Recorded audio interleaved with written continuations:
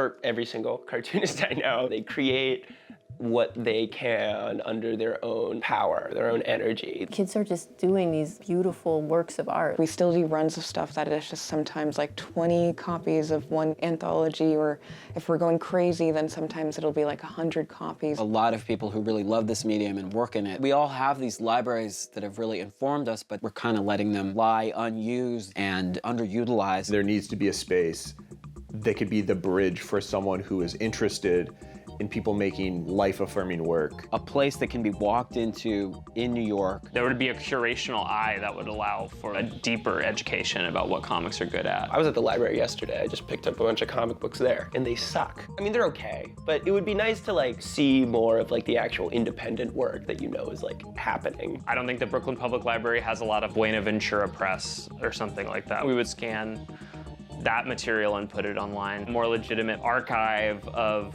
work by people who are not as represented by the book market could be extremely generative for people who maybe don't have access to a local scene. They're one of the cheapest mediums to produce, and they've long been the domain of people on the economic fringes of society, but they do not have institutions that act in the same way. When I was in Cooper, it was a taboo thing to do. Comic making was thought of as lowbrow. There's no real system for it in the school. There's countless independent comic book stores, but they all have disparate identities and values, and none of them actually present themselves as a social place for the actual ideation and creation of comic books rather than just their dispersal. There are a lot of amazing young cartoonists in New York, and a dedicated space for comics would be good for all of them, but also good for me. It's pretty essential that you have a place which is multifaceted, that's a community center, a library, a place to work, a place to have workshops. There's not a non-commercial comic book thing, period. That's an interesting prospect in and of itself, right? To just try it, see what it's like to have like an approach that doesn't have to do